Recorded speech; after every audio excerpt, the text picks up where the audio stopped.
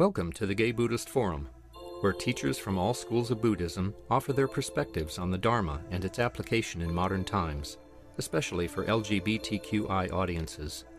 These talks are offered freely to the world and made possible by appreciative listeners. If you would like to support our efforts to share the Dharma with underserved audiences, please visit gaybuddhist.org. There you can donate, find a list of upcoming speakers, or enjoy many hundreds of these recorded talks dating back to 1996. Thank you, Henry. Thank you for the invitation to be here. Welcome everybody online and in person. Delight to be here. I guess I come about once a year over here. I don't know. I feel like an honorary member. A lot of familiar faces. And I guess it was Christian, I presume he's online. He said he was going to be on Zoom, was in touch with me and let me know about Jeff's passing. And that kind of hit me. You know, I've known Jeff for a long time.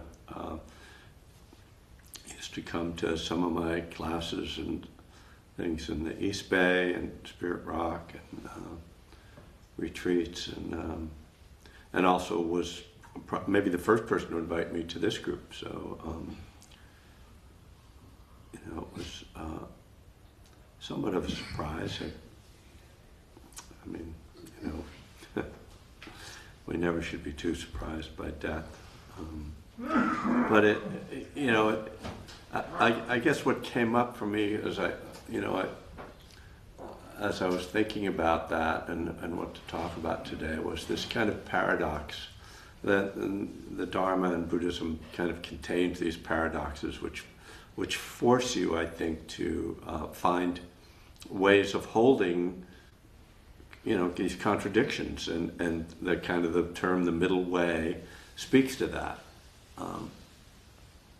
But I was thinking of two particular teachings, one of which, where the Buddha says that, talking about community, saying that noble friends and noble conversation are the whole of the holy path or the spiritual path. A very striking comment, because we think, oh, isn't meditating and getting enlightened or studying the whole of the path? Or what, you know, to say it's the whole of the path, somewhat surprising. But then there's another teaching that I actually wrote about in Living Kindness, a sutra called Born from Those Who Are Dear, where the Buddha says that sorrow, lamentation, pain, grief, and despair are born from those who are dear. And it's sort of like, well, the whole of the holy path is the community, but that's going to cause me suffering to be, you know, what do I do about that? And I've been going through this book from Ajahn Amaro, who's one of my main teachers.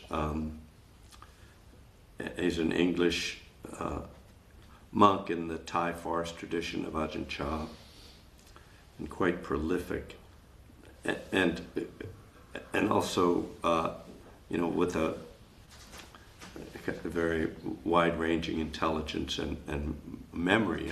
One of his fellow monks told me that Ajahn Amaro has the greatest memory that he's ever heard. And so this book has the lightweight title of The Phenomenological Approach of the Buddha. But and it was funny this morning because I was thinking, oh, he has this poem from William Blake, and I wonder where it is. And then I looked, and somehow I found it very quickly, which shocked me. Usually I can't find the quotes I want. So he starts one of those chapters here with this couplet from William Blake called Eternity. He who binds to himself a joy does the winged life destroy. But he who kisses the joy as it flies lives in eternity's sunrise. And that seemed to me to be what the Buddha is talking about. That we can love people, that we can be fully connected and engaged in life, that we're not separating ourselves and, kind of trying to, write off the joys of life or the connections and love in life. But that we have to let go. We have to be willing to let go. We have to be ready to let go. We need to enjoy them in the moment and let them go. He who kisses the joy as it flies lives in eternity's sunrise.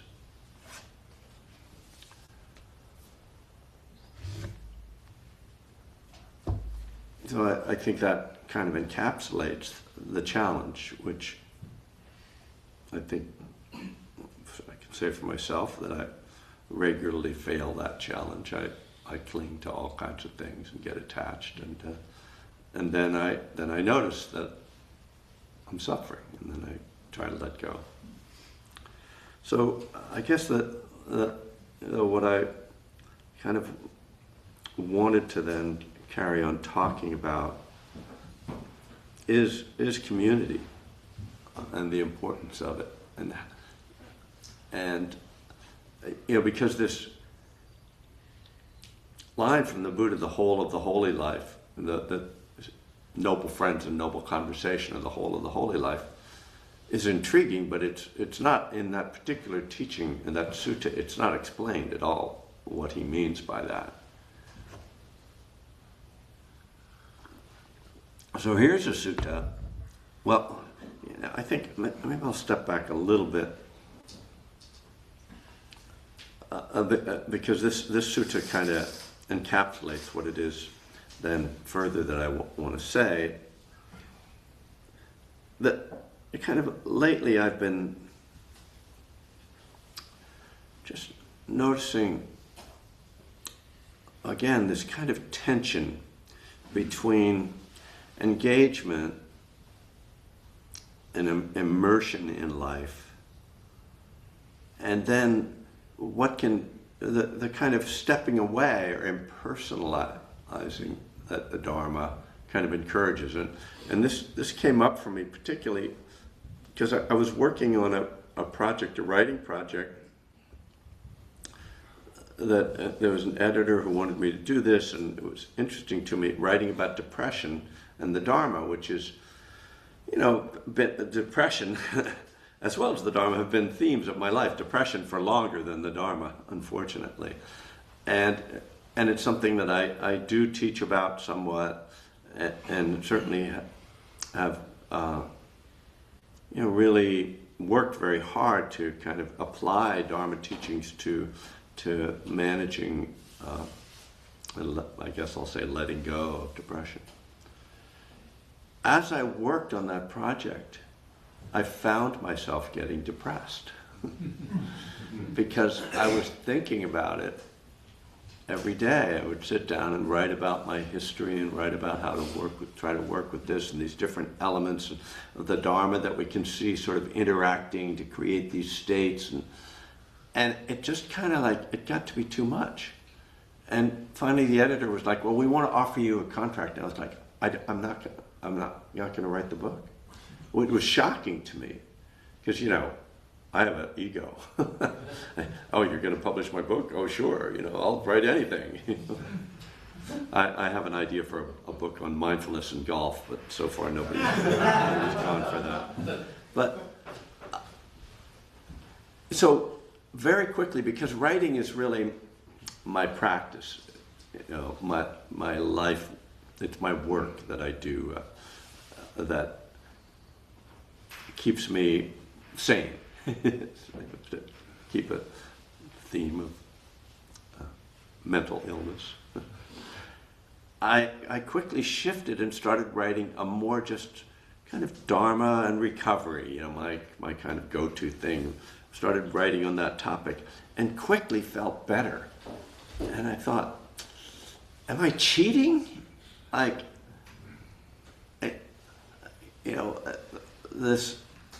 I afraid to, like, is there, I guess it was, what came up for me is there a way that sometimes by focusing on the Dharma, I'm kind of detaching? And I guess my answer to that is yes, and that's not necessarily a bad thing. That certainly, when the Buddha says suffering is caused by attachment, by clinging, by craving, then letting go is the way to freedom. It's just that I don't want it to get chilly, you know. I still want to be engaged in life in a warm-hearted way, in a connected way. You know, because there can be, I mean, I get it, I don't know if, you know, projecting or judging, but sometimes there are people I encounter in the Buddhist world, sometimes, you know, teachers, who seem disconnected, you know, and they might speak and they're speaking wisdom, but I'm not feeling it, you know. I need the music, I need the soulfulness of it, the heart. And so you know, this just got me kind of, I mean, you know, just reflecting on this.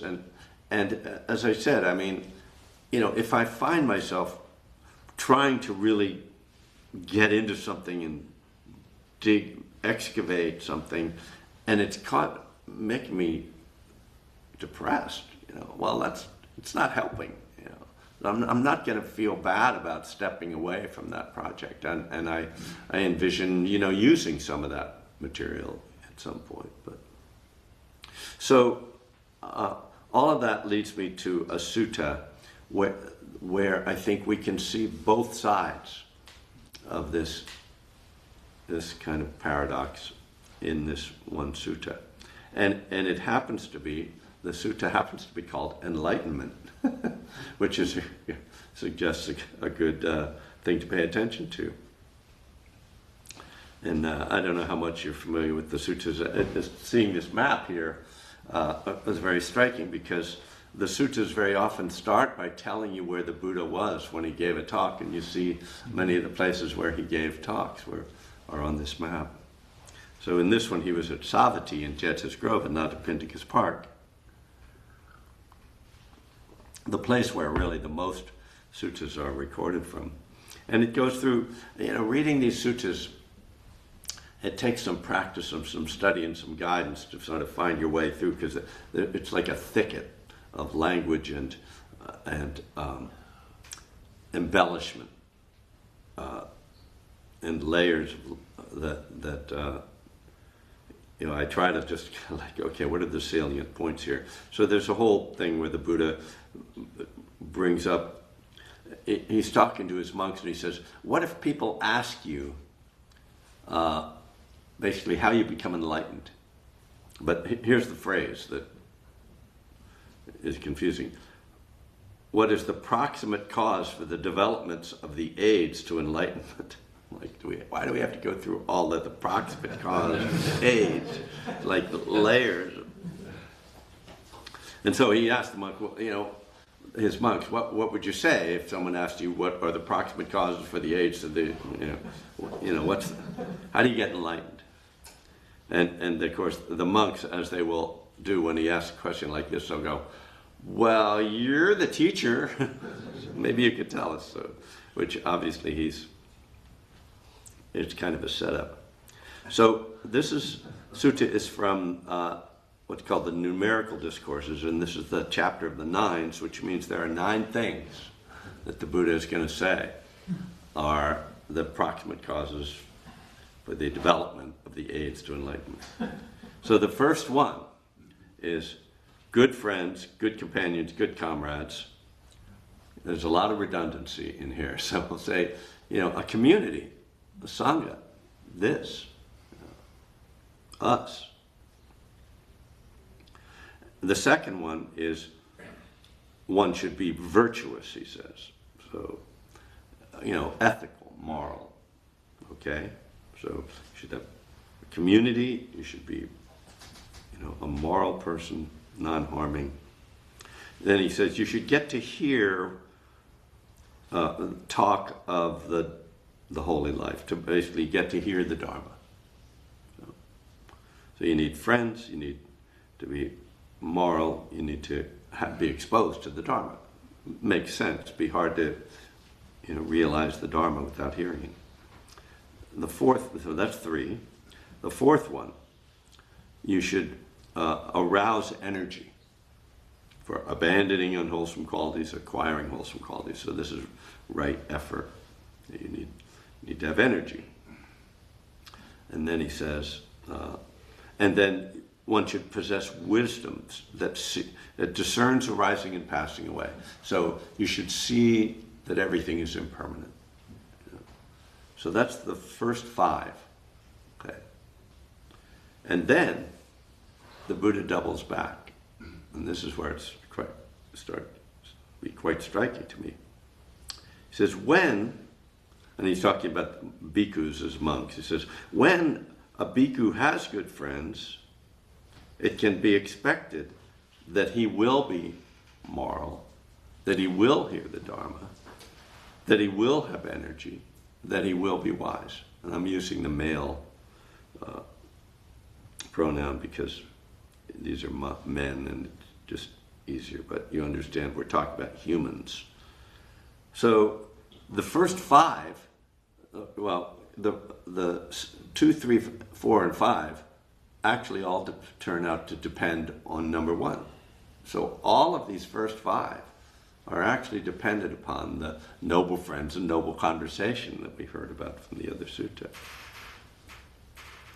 Now that, to me, first of all, is very striking, and as someone, and I know that I'm not the only one here in recovery, that we know that in the 12-step world, and really in all recovery processes, community, fellowship, support, sponsors, sponsees, all of that is what sustains that whole program. So when I've tried to, as I've over these years integrated Buddhism and recovery, it's been really important to me to see that idea of the critical importance of community in recovery is reflected in the Buddhist teachings.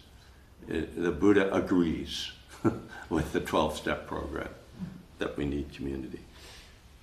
So now he's established that the importance of community here and of noble friends, noble conversation. And so to me, that's this, I guess just say human side, the heart side of what we're talking about. And then he shifts into more just the kind of pure Dharma teachings for the last 4.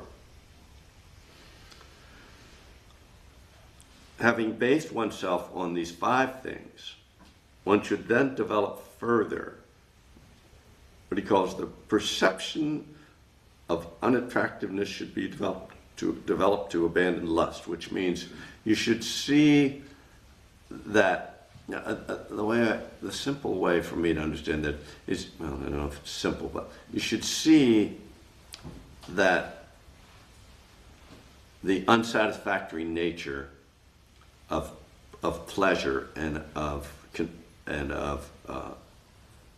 consumption. When you realize that all that stuff you want isn't going to fix you, you've got to see that, or otherwise you're not going to let go. So that's number 6. Number 7 is developing loving kindness.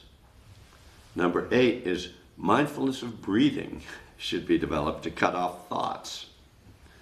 And number 9 is quite lengthy. The perception of impermanence should be developed to eradicate the conceit I am. When one perceives impermanence, the perception of non-self is stabilized. One who perceives non-self eradicates the conceit I am, which is nirvana in this very life. So this is the culmination of it. The perception of impermanence should be developed to eradicate the conceit I am. In other words, if you see that everything that every way that you define yourself, or everything about yourself that you define as yourself, is constantly changing, you're going to have a hard time holding on to some idea of who you are. Well, I'm this. No, wait, that's different. It's changing. Oh, I'm that. No, I'm my body. No, my body keeps changing. Oh, I'm my thoughts. No, my thoughts keep changing. I'm my possessions. Of course, I'm not my possessions. So it's just striking to me that he starts this whole process by saying, all of this is about having this community, and then everything else comes out of it. We don't do this alone, and yet we do. Again, this paradox that when you're meditating, there's nobody else in there to call you on your shit. You're the only one, and again, the Buddha talks about this as well, like that. Everyone has to be an island to themselves. That nobody can do this for us. Munindra, who was Joseph Goldstein's teacher, put it this way. He used to say, the Buddha solved his problem. Now you have to solve your problem. So again, we have to hold these. How do we hold these paradoxes? One of them, I was trying to think of where this was in some TV show I was watching. Maybe Shrinking. Yeah, Shrinking. Anybody watch Shrinking? So the 30-year-old son has come back to live at home again, and the parents are taking care of him, and the shrink, it's Harrison Ford, I guess, who has that role, is like, well, you think you're helping him, but all you're doing is avoiding your own pain. You're afraid of your own fear and this idea of protecting, right? And it's that, again, that we can't. The idea we raise our children. I have a neighbor who loves to tell me what a great job I did with my daughter. I'm like, I'd rather not hear that, because what happens if she screws up? And that implies that my parents, if you look at the history of me and my 4 brothers, like, I don't blame my parents for that. And so, yeah, and yet, of course, they're involved. So, love, taking care of each other, community, that's beautiful, except when it's not, when it's unwholesome, when it's unhealthy, when you're trying to take care of people who should be taking care of themselves, and you're enabling them, right? So the classic, there we have the codependence idea that parallels exactly this contradiction or paradox in the Buddhist teachings, that we want to love everybody, but we better watch out that we don't love them too much.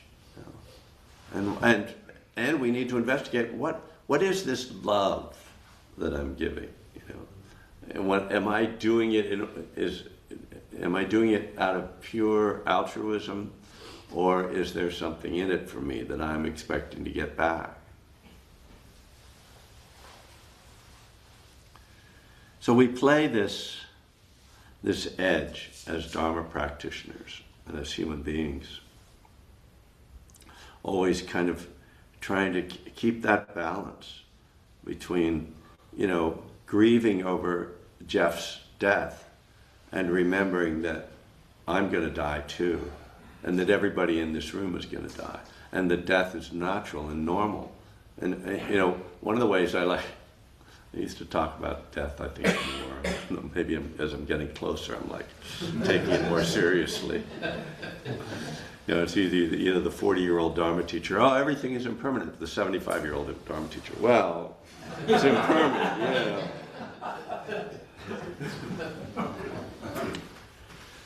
But, I kind of asked the question, well, what would happen if nobody died? Well, we'd really have a problem then. You think we have overpopulation now? What a mess. So, death is very, very important, very functional, helps everybody. So, I guess I'll close just by once more reading the William Blake, which, it's funny to read a poem like this when you're used to kind of contemporary poetry that doesn't rhyme. So, it's like a rhyme that's just pounded on you. But it's beautiful nonetheless. He who binds to himself a joy does the winged life destroy. But he who kisses the joy as it flies lives in eternity's sunrise. So, thank you. Thanks for your attention. Happy to continue the conversation. Any questions, or comments, corrections?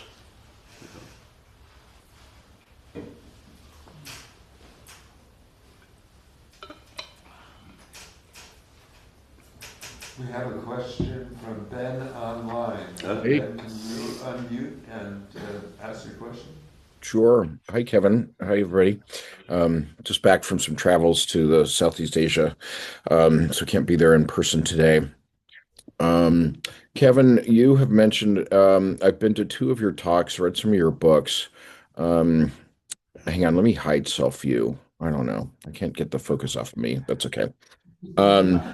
Anyway, you have mentioned that in all of your talks in terms of recovery, all you have mentioned are 12-step programs. I've had quite a storied history with 12-step. After my first 5th step, I relapsed, and my sponsor shouted at me that I was a, quote, fucking sociopath. I've been denigrated, shouted at, told nobody wants to hear from me. It has been quite a long and storied and difficult history for me in 12-step. And I know that the response of 12-step is in general, well, it's me. I'm the problem. And so I had to leave 12-step in order to find some success and happiness in recovery. Is there a particular reason you really only focus on 12-step? Is that kind of your own experience? Or do you think, do you have anything supportive you can offer other than I'm so fundamentally flawed that I deserve that kind of treatment in 12-step? Is there anything helpful that you might offer me that isn't more of the denigration and criticism that I've gotten over the years? Well, I'm sorry that's happened, and first of all, yeah, I got sober in AA in 1985, and so I hesitate to. I actually don't talk about the 12 steps as much these days as I used to, because there are some more actual Buddhist alternatives now, thankfully. Recovery Dharma especially, and then 8-step recovery, which is founded by one of the Triratna teachers, Vimalasara, who's a friend and colleague of mine. And so first, I just want to say that, what you're describing, Ben, is humans. It's not the 12 steps, but nonetheless, I agree that it comes out of a certain 12-step culture, which I think is traceable back to Bill Wilson, whose personality was self-aggrandizing, and he believed, I think certainly wrongly, that every alcoholic was just like him, and thus self-aggrandizing, and that everybody needed to be torn down.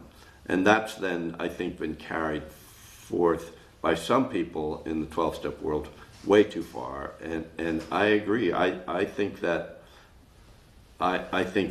inventory, as it's particularly as you're describing it, is way overemphasized in the 12-step world. I think that it's really important to have a balance between looking at where you're making mistakes and also remembering when you're doing well, when you're succeeding, which is rarely mentioned.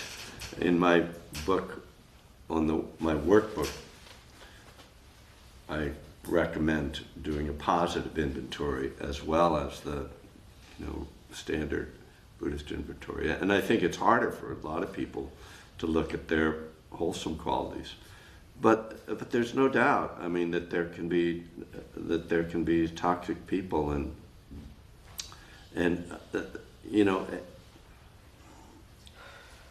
no program has a monopoly, far from a monopoly, even has a record of significant success in recovery. There's no reliable statistics, but the problem with all the recovery programs is that addiction requires the addict to do the work. There's no treatment. I mean, when we say there's a treatment center, it's not a treatment like cancer treatment or something, where they give you medicine that helps you to heal. If you've got an infection and they give you an antibiotic, even if you don't want to get well, you do. There's no treatment like that for addiction. And so the hard part is that it's up to individuals. And then I will also say that, the recovery world largely is a peer-led group, which, communities, certainly AA, as well as the other programs, and so there's no standard of treatment. Like, I had a really great relationship with my sponsor until I didn't, and then I broke up with him, when he told me I would relapse if I put my name on the cover of a book, So far I haven't done that in the 20 years since I published it, but so yeah, again, I'm sorry that you've gone through that. I do believe there are plenty of people of goodwill and a more balanced approach in the recovery world, but that doesn't mean I don't think the 12-step program is right for everybody by any means. I don't mean to suggest that it's the only path. I think that the 12 steps themselves, apart from the culture and the individuals, that the steps themselves there can be a lot of wisdom just drawn out of them, and that's what I mostly look for.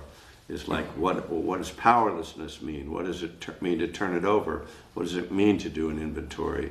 And I'm interested in that, but yeah, I'm not going to try to stand up for and defend every, unwholesome and unkind person action, because one of the main complaints I hear about the 12-step world is the abuse of women, and the men using it as a place to hit on women. When people get together, as much as noble friends, that's noble. Then there's the ignoble. Kevin, I see another question online from Tom Bruin. Hi, Kevin. Thank you so much for another great talk. One of the things that was in that list of 9 that you read highlighted something important for me, and that is like the difference between Buddhism and like the Abrahamic religions. It was number six, where he talks about you coming to realize the dissatisfactoriness of desire and coveting and that sort of thing, Yeah. which is entirely different from thou shalt not covet thy neighbor's wife, period. Because it encourages one, it almost demands that one engage with the reasoning behind it. Like, Yeah. why? Okay, so why should I not, covet my neighbor's wife or whatever, my neighbor's husband? Um, you know, and I just think it's such a wise approach to dealing with the world, and like not just abstaining, but understand like why is that not a good thing to do, So Yeah. um, that's what I mean, it really highlighted for me. That's really what I like about Buddhism is it draws you in and it makes you think, and it focuses on experience rather than rules. Exactly. Thank you. Thanks, Tom. I think that's for me too. I think probably for most of us, this is what is underneath our comfort in this world, that in the Dharma world, that we're not just being given a set of rules, but we are encouraged to see for ourselves as the one sutra, visible here and now, that we can see it for ourselves. And that's what insight means. That there was the abbot of the Berkeley Buddhist monastery, Reverend Hung Shup. He gave me a way of understanding this with some interesting language, which he said most religions are orthodoxies. That is, they're based on a text or a set of rules or a doctrine. The Buddhism is an orthopraxy that is based on a set of practices. And then the wisdom comes out of, just as you're saying, comes out of the practice, out of your own personal experience. You're not just being told something, you're experiencing, oh, what does it feel like when I fantasize about that? Oh, it doesn't feel good. What does it feel like when I'm grasping for that? Or when I'm afraid I'm going to lose that? Or when I need to get away from that? It's like, oh, that whole conflict with things. So I don't need a rule. I don't need to be punished when I break that rule. I just need to be mindful, and feel it and be present for it. Yeah. Thank you. Yeah, what you just said reminds me, Eve Decker summed it up in one sentence. Buddhism is a set of practices to reduce suffering. Yeah. That's it. Yeah. Thank you. Absolutely. Yeah. Yeah. Uh, Thank you so much for your wisdom and the talk. I find it very exciting that, like the steps, the steps that you outlined are very simple. I mean, simple ways of practical steps to actually live, as opposed to simple, practical, and not necessarily glamorous. Yeah. That is exciting to me, but and I also struggle with depression. And then there is that, school of thought to, examine the feelings that you're experiencing in the moment and then kind of breathe into them and not avoid them. But at the same time, if I spend too much time doing that, I can get dragged down into the sinkhole and then not want to leave my apartment. Right. And so then building, when you talk about community, is like, how do I build in community so that I can come here today and get some spiritual sustenance and feel connected to others? I do struggle with when I am in community, I do feel good, and then, and I can feel good alone, but the balance, I guess. Anyway, I'm just thinking out loud in response to what you've been talking about. Yeah. And, I think the last is another good example of this, kind of like, how do we hold these things? We need community, but you know, I forget if it was my wife or someone talks about too much togetherness. You know, and I mean, my wife and I, we've been married. This will be 29 years, and we both like to be alone. I like to go on retreats. I like to write alone. She likes to go off and do her own writing and research, and she, you know, and then when we're together, we enjoy being together, but that thing of like depending, I have to be with you all the time, kind of the John Lennon and Yoko Ono, if I can really go back there, that was that sort of, like, you know, you can't be apart for, you know, oh, you're going to the bathroom? Well, I'll come. Really? Yeah, and again, I mean, this is why, I mean, I haven't really talked a lot about mindfulness today, but mindfulness is the thing that allows us to sense when things are out of balance, sense when I need some quiet time, or sense when I need some community, you know, to be aware of when I'm grasping too much, or when I need some care, you know, and maybe, you know, some comfort food, or you know, like, okay, yeah, I can't do that every day, you know, but once in a while, you know, and that balance, which is again exactly what the Buddha talks about in the first sutta, where he says the middle way between indulging in pleasure and austerity, and we find constantly this finding a balance between these contrasts in our lives, because you know, I think we would all like to find the one thing that's the thing. Just do that all the time, you know, and then it'll be perfect. And you know, I tried that. It was marijuana.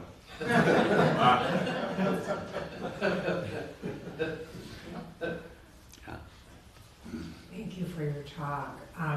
Some things came up for me, and you talk about depression. I recently went to a Dharma talk that was about what does it mean to be entirely ready. Mm-hmm. And this person presented that the 12-step way of life, and I think also Buddhism is finding out what is possible and erasing.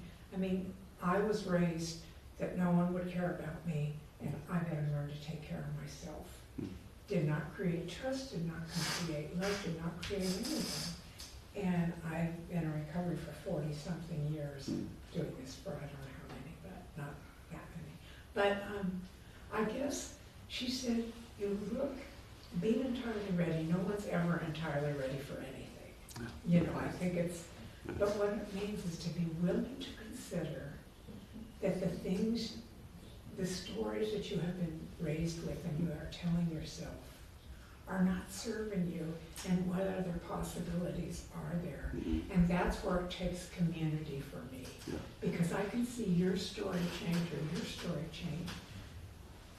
And then I believe mine can't, but I need a witness to say, this is your story.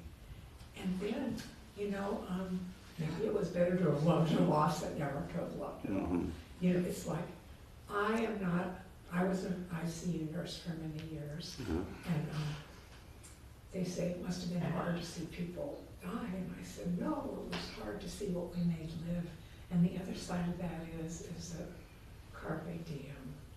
This is all I have, and I'm not afraid of dying as much as I am afraid of not living.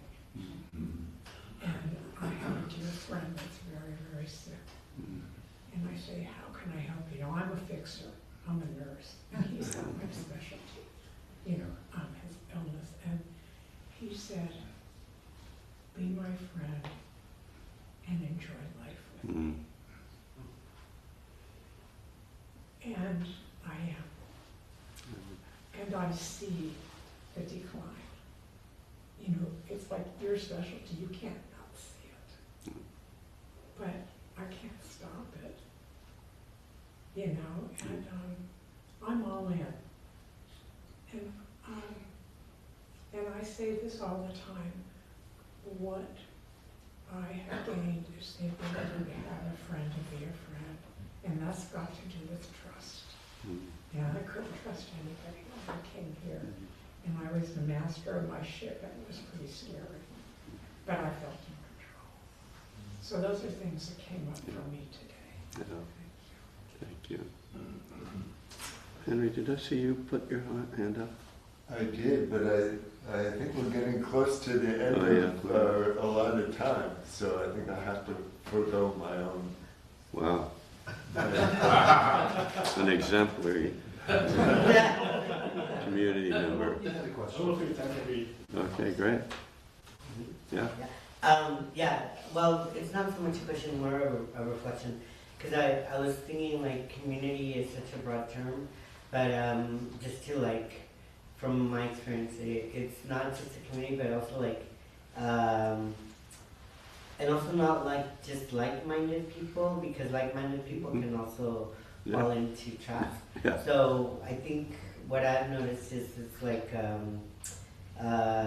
community of people who are humble enough to know that they don't have all the answers, and also willing to improve themselves or like use experience as a way of, but also like holding in high value like compassion and empathy.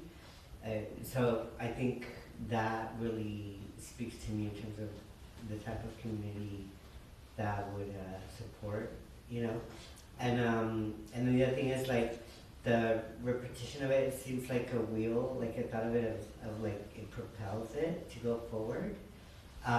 So every time it shifts a little and it reinforces and it becomes stronger when you're numbering out the 9 things. And one of them spoke to me about like an aha moment that I recently had was like thinking of my brain as soil, and so there are things that have brought me a lot of pain and suffering, so not watering those roots or finding ways to like give them other nourishment. And I forgot how you said it, but I don't know, it clicked to me now. Thank you. Certainly to me, compassion and empathy are what make any community or any, and I would say at this moment in history, any nation, any, whole, healthy. You know, it's what binds people together. It's when there's selfishness and disregard for others, it just everything is, collapses under the weight of that.